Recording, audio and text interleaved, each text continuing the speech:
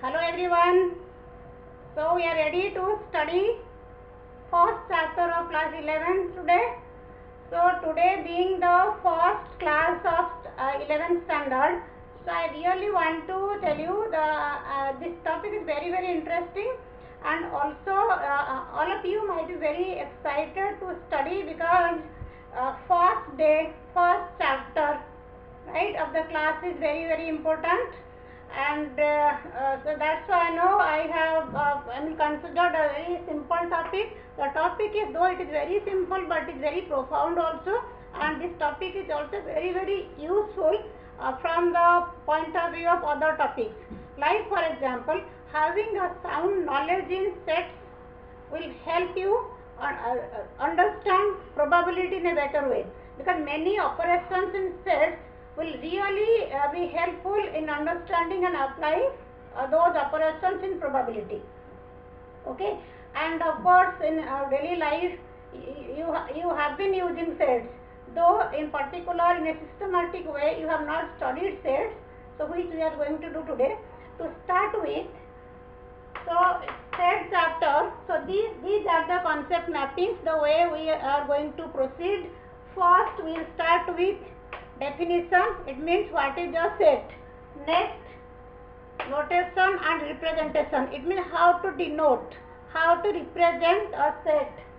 Next, types of sets, then subsets, equal and equivalent sets, universal sets, power sets, intervals, operations of sets, or we can say simply say set operations, and of course applications.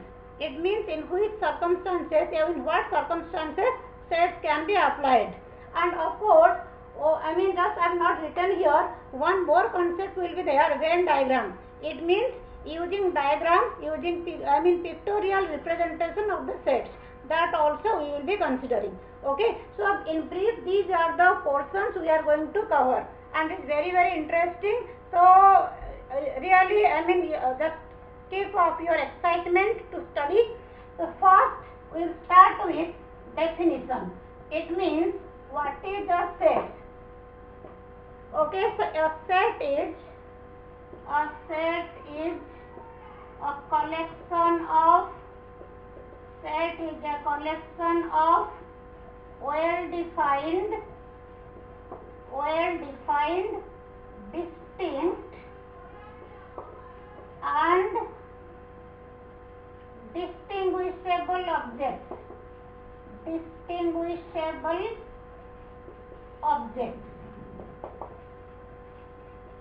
Okay, so three terms very prominently coming here. One is well defined, next one is distinct, third one is distinguishable. And here well defined means what? Well defined means there should not be any ambiguity in defining that term. For example, if I say set of natural numbers less than 100, I don't think there is any doubt or there is any second opinion. Natural number, whenever we take 1 till 100, if it is less than 100, then we can take up to 99. If it is less than equal to 100, so obviously it is up to 100. There is no second opinion about this. But if I say interesting movie, so interesting movie means, again, the movie interesting for you might not be interesting for me, right? So there is, here there is a difference of opinion. Yeah, if I say dangerous animal, okay, and if I say big city, okay, big city again, like I am giving a very particular example. Suppose for example, for a person staying in remote village, if that person comes to Banaras, so for him or her, Banaras is considered as a big city. But staying in Delhi, in one of the metros, if you go to Banaras, you will not consider Banaras as a big city. So that is the difference. Okay, so it means when I say big cities of India, collection of big cities of India, so big city, very definition differs from person to person. The term big is relative term. Big, small, interesting, dangerous, right? Best batsman of India. So again, these are relative terms. So that's why whenever we say well defined, there should not be any ambiguity in understanding that term. Okay, so that is well defined. Similarly, distinct. Distinct means different. Okay, so here we can say the object should not be repeated. For example, if I take suppose I take 26 alphabets, English alphabets. So you know A, B, C, D, E, F till Z, right? But if I write here A 4-5 times, means I am repeating A. So even if I repeat A n times, that will be considered as only one object. So whenever we write the elements, objects of the set, the object should not be repeated. Okay, so each object should be different from, they should be different from one another. Similarly, okay, next comes to distinguishable. So distinguishable means we can distinguish one object from the other by its defining property. So whenever you write here A, B, so we know A is the first alphabet, B is the next. So it is very clearly distinguishable. If I take any two students from your class, so again the two students are clearly there. They are distinguished. So here, so one is different from the others. They are different. Okay, and we can clearly distinguish by their characteristics. And yeah, to write the set, what we do? Suppose I have taken these two objects. So objects of the set are called elements, right? So here you see, if I take the set objects A and B, two objects, I can say A and B are two elements of the set. And sets are denoted by capital alphabets A, B, C, D, X, Y, whatever you want to take. And the elements of the set separated by commas and enclosed within such brackets, curly bracket, here you can say braces. Okay, so these are the to write, to denote set we take like this. Similarly, if I write here A, B, C, so here this set, here A is repeated 3 times. So A should not be repeated 3 times because distinct elements of the set should be distinct. It is collection of well defined distinct objects. So distinct, so for that reason it should be correct way of writing is A, B, C. Okay, so if I write here B is a set like this. Now if A is an element of set A, we write here A belongs to set A. Okay, B is an element of set A, B belongs to set A. Okay, similarly here C belongs to set B. But if I take D here, we do not have D here. So I can write D doesn't belong to set B. So this symbol we read it as belongs to. And if an element is not part of the set, we say that element doesn't belong to that set. Okay, so we have studied what is a set. Then next, how to denote it. Okay, so next we will take some examples of sets. Okay, whether that particular collection is considered as a set or not, and how to represent the set. So see the examples. First example is the collection of months of a year starting with the letter J. Okay, so we have to say whether this can be taken as a set or not. So as you know, the collection of months of a year starting with J, if you take like you can take January, right? Then June, July, right? So these are the months starting with J, so there is no second opinion about it. So it means the term is well defined, distinct. Of course, you can clearly distinguish June and July and January, right? So because this collection is, it is the set of, collection of objects which are well defined, distinct and distinguishable, you can consider this as a set. Similarly, collection of interesting movies released in 2019. So collection of interesting movies released in 2019. Here the term interesting, that is relative term. Okay, so in 2019 the movies released, the movies which are, it's not interesting to everyone, because everyone's interest varies. So as I said earlier, so your interest may vary from mine, right? So that's why, because interesting is relative term, you can't say, the thing which gives interest to you, it might not be giving interest to me. So it can be taken as a set. So it is not a set. Collection of natural numbers. So collection of natural numbers, all the counting numbers you can take 1, 2, 3, 4 and so on. So this is, obviously it is a set, right? If I say dangerous animals, collection of all dangerous animals, okay, so then again dangerous is relative term, okay. So some of us may be very scared of some small insects, but some people, they are not even scared of snakes, right? So basically whenever you have to answer such questions to identify whether this collection is a set or not, so you have to see the basic definition. If the collection of objects are well defined, distinct and distinguishable, so then it can be taken as a set, otherwise not. So out of 3 conditions, even if you distinguishable, even if you don't want to take, so it should be like well defined and distinct. Distinguishable will come within, under these 2 also. So basically these are the criteria whether the collection will be a set or not. Okay, so next let us go for this notation and representation.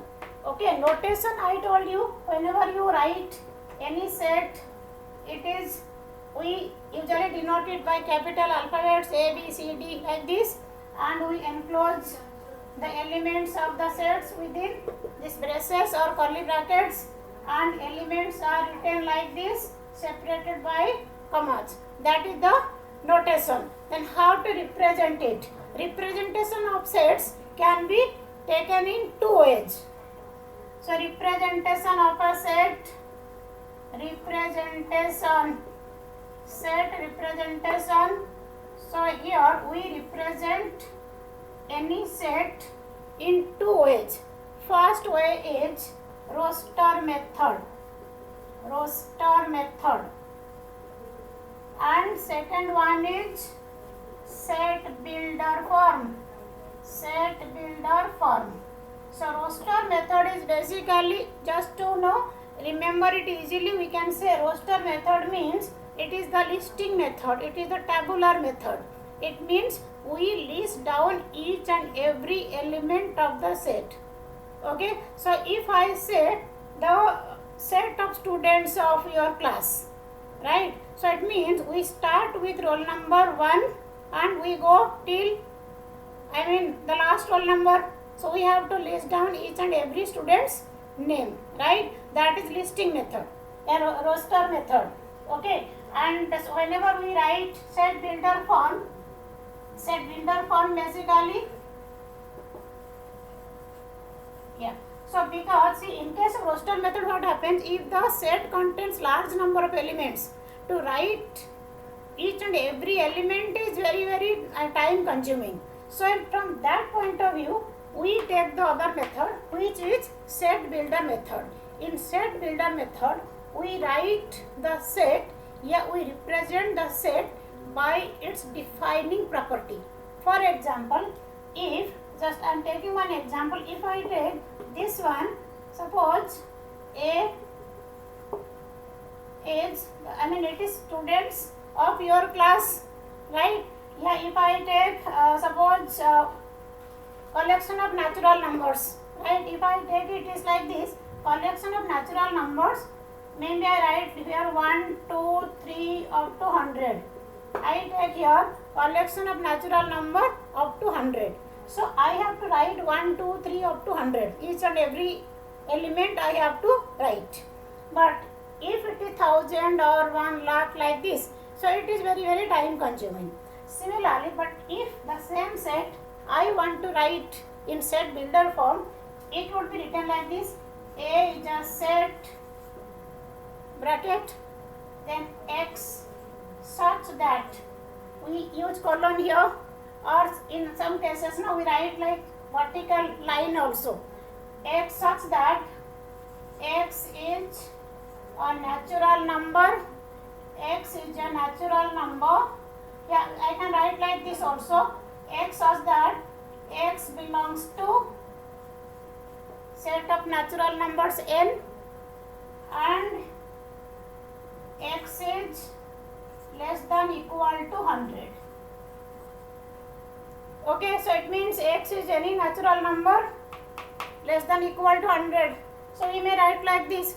And if we write down all the students of the school in roster form, so it means if the school has 4000 students, so writing each and every name, I mean all 4000 students, will be time consuming. So set builder form will be the most suitable way to write the set, I mean representing the set. This is the most convenient way also.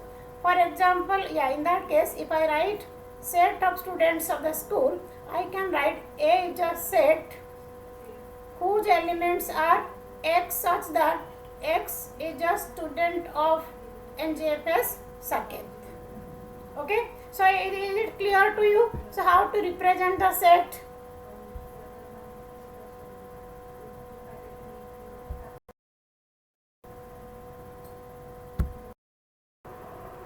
So next types of sets. So we have, broadly we can divide the set into 3 types. One is finite set, next infinite, and empty or null set. In finite set, it means the sets having finite number of elements, right? Finite number of elements means the number of sets we can count, right? So here you see, for example, if I say the set of students in class 11, it can be taken as finite set, right? There are many examples of finite set where you can see the elements you can count. Okay, the set of letters in the word mathematics, right? And infinite set means the set having infinite number of elements. Okay, so finite set means the set having finite number of elements. Here we can define the set having finite number of elements. Okay, infinite set means the set having infinite number of elements. For example, set of natural numbers, set of integers, set of stars in the sky. So these are examples of infinite set. Empty set or null set means the set having no element. The set having no element. The set having no element. For example, if I say set of prime numbers, set of even prime numbers greater than 2. Okay, if I write here set of even prime numbers, set of even prime numbers greater than 2. So as you know, 2 is the only even prime. But if I say set of even prime numbers greater than 2, obviously you will not find any. it means you will not get any element in that set. Or if I say set of solutions, set of real solutions of the equation x square plus 1 equal to 0. So when you take x square plus 1 equal to 0, you are getting x square equal to minus 1, x equal to under root minus 1. So under root minus 1 is not a real number, as there is no real number whose square is negative. So you will not get any real solution in that case. So such sets are empty sets, because we cannot find any element in those sets. So empty set we denote it by phi without bracket. Okay, so in case we write phi within bracket, suppose I write like this cannot be taken as empty set, because this is a set having single element phi. Okay, and another special category of finite sets, whenever we have set having single element, we call it singleton set. And similarly, set having only two elements, doubleton set, T-O-N, doubleton. Okay, singleton set means set having only one element. Okay, and also one more new term you can say, cardinal number of a set. So cardinal number of a set, basically this concept exists in case of finite set. So cardinal number of a set means in case of finite set, the number of distinct elements, we call it cardinal number of a set. Okay, so now cardinal number, similarly order of the set, we can say order of the set also. Order of the set, when we write here NA, number of elements of the set, NA या O of A, order of the set A. So again the number of distinct elements present in the set. So is it clear to all of you? So some examples state which of the sets are empty or non-empty. So the non-empty set means the sets which are not empty, means you can say either it is finite or infinite. Okay. So here you see I have taken set of even prime numbers. So as you know, set of even prime numbers, 2 is the only even prime. So it means it has element. We can write this is basically it will be like this, 2 is only even prime. So a set of even prime numbers, so it has only one element. It means it is non-empty. X such that X is a point common to two parallel lines. As you know, two parallel lines, they do not have any point in common. So here this one will be empty set phi, and third one is X such that X square equal to 25. X is an odd integer. So whenever we say X square equal to 25, you write X equal to plus 5 or minus 5, right? So here you may write here minus 5 plus 5.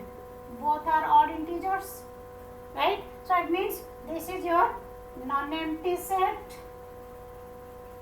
this is empty set, this is non-empty set. Okay, so next concept is subset.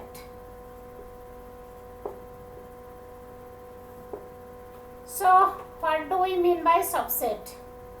If A and B are two sets, so we can say A is a subset of B if every element of A is an element of B. Okay, so let A and B are two sets, or if every element of A is an element of B, then A is called a subset of B. Okay, so for I may write here like this, for A and B,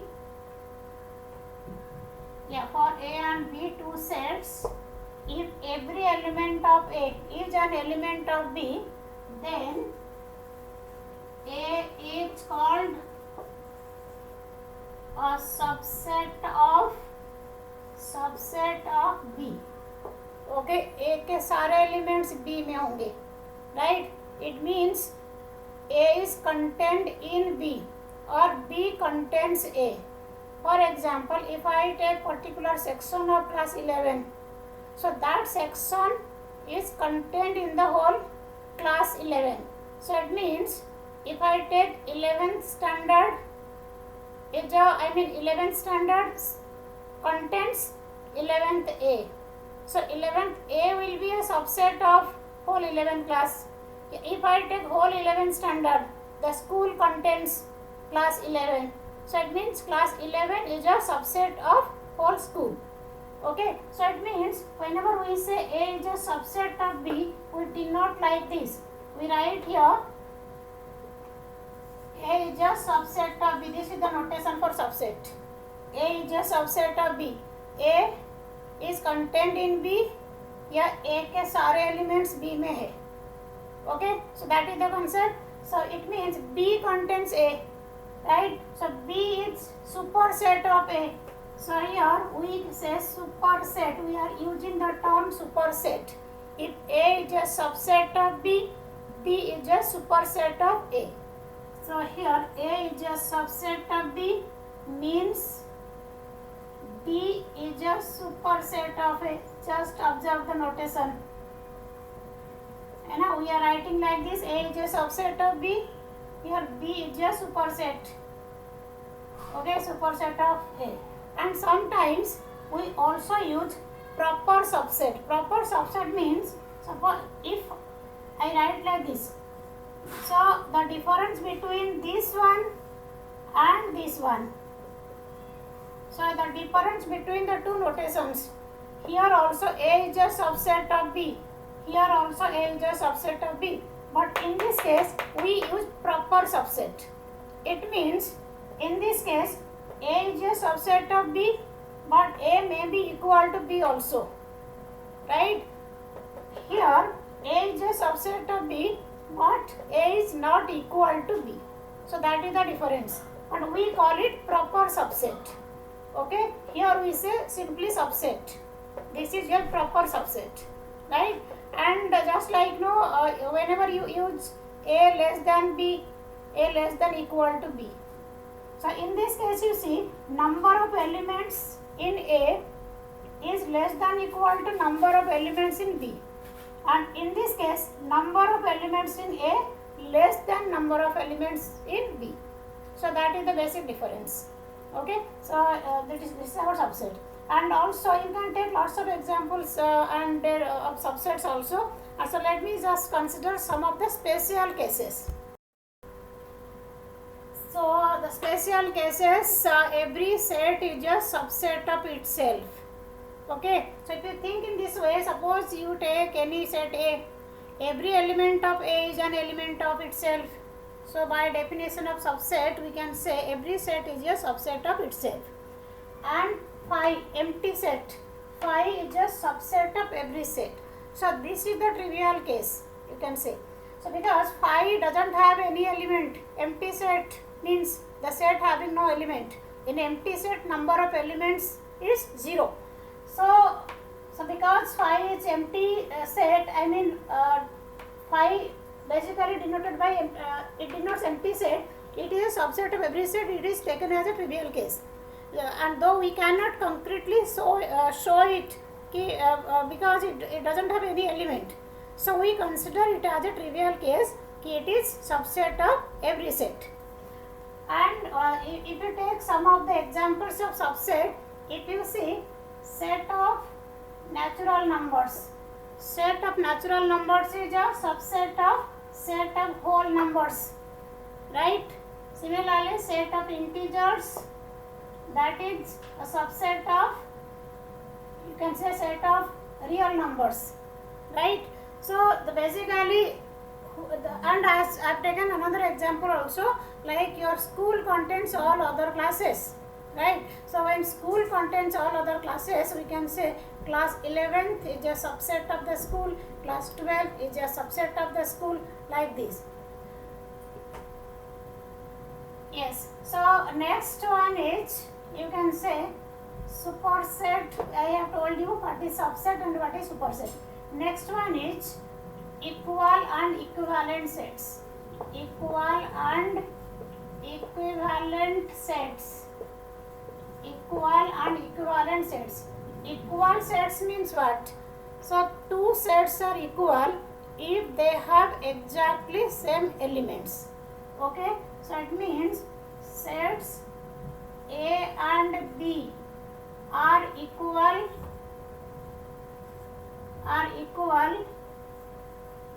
if they have exactly same elements. Okay, if they have exactly same elements, it means exactly same means same number and as well as elements also. If I write here, A is, suppose, WOLF and B is another set. If I say here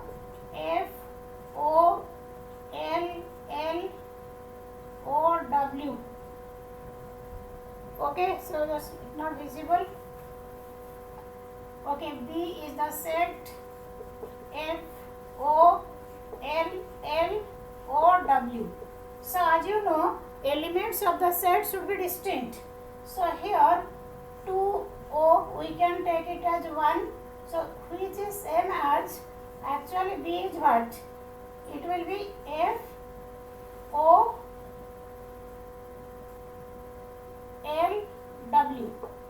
Right here WOLF, FOLW.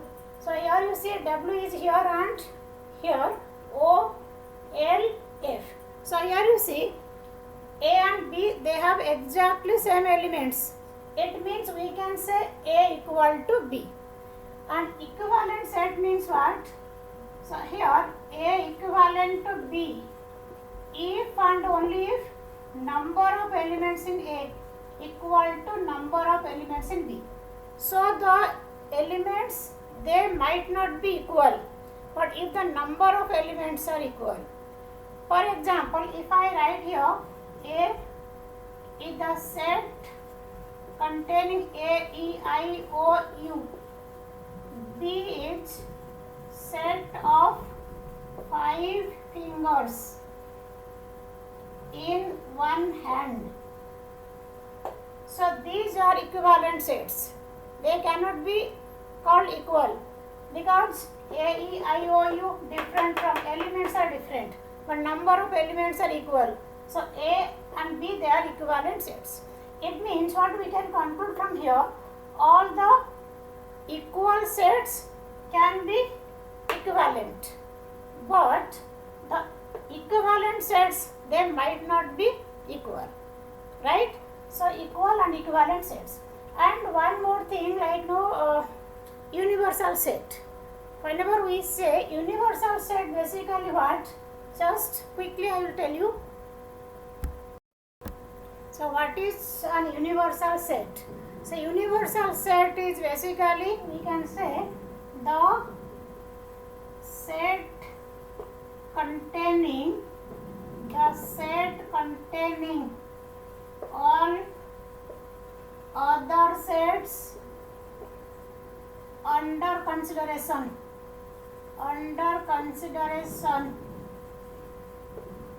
Okay, so underline this, under consideration. The set containing all other sets under consideration is called the universal set. Universal set. Okay, we denote it by U. So here under consideration means what? For example, if I take set of real numbers, right? Set of real numbers contains set of natural numbers, whole numbers, set of integers, set of rational numbers and set of irrational numbers. It means in that particular situation, set of real numbers can be taken as universal set. Another example, if I say For example, school contains all other classes, okay, from nursery to class 12th.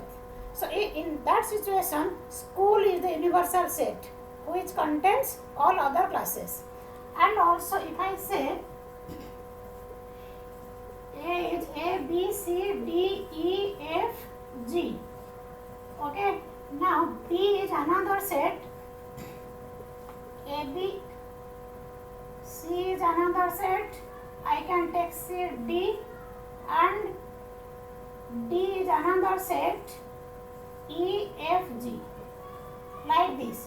So in this situation, now A contains B, C, D.